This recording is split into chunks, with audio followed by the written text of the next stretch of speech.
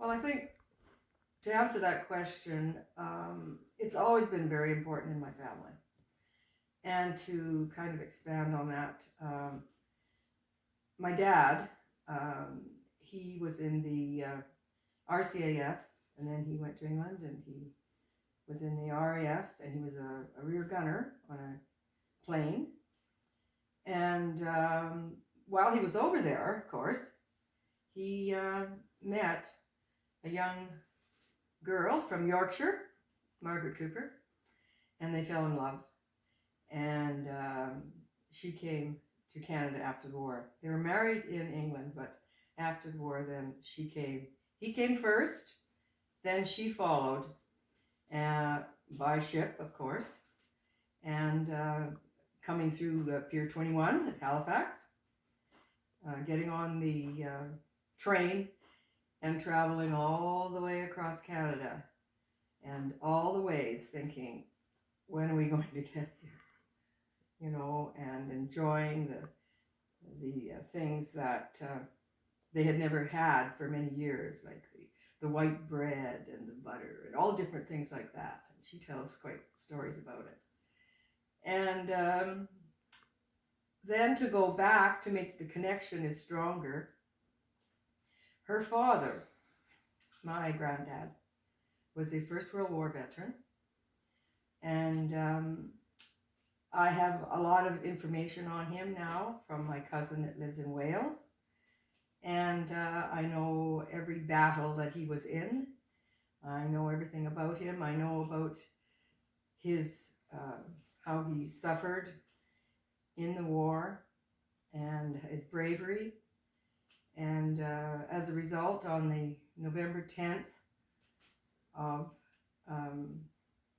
the end of the war, day before the armistice, he fell in battle on the Western Front. He was a Marine, which is sea and land.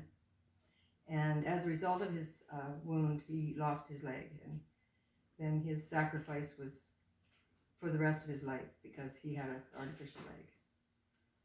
He was a little in stature, but very, very big in sense of humor and obviously bravery. And just for a little aside on this, a nice memory, when I did get to spend time with him, which was not very much because I was in Canada and we didn't go to England that much. They came here sometime.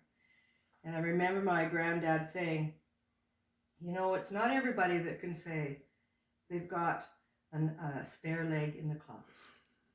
And I always thought that was such a nice kind of a reminder of how he took everything in his stride. And one more item I would like to say about him was that I didn't realize until some years later, he never went to a Remembrance Day service in England.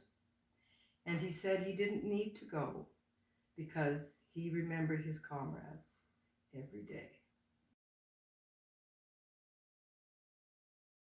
As a child, we used to go door to door selling the poppies, and my dad was a Legion member, my mom was a Legion Auxiliary member, and so was I when I became a young woman. And I've had the opportunity to share many things in leadership of some Remembrance Day services, and it's very, very important to me to share those memories and to demonstrate the importance that we cannot forget.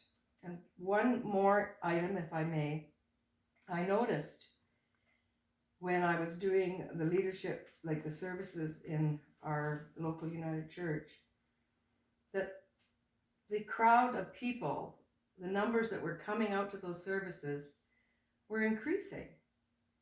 And yet the veterans were very, very few that were left. So that is hopeful that we may not and cannot forget.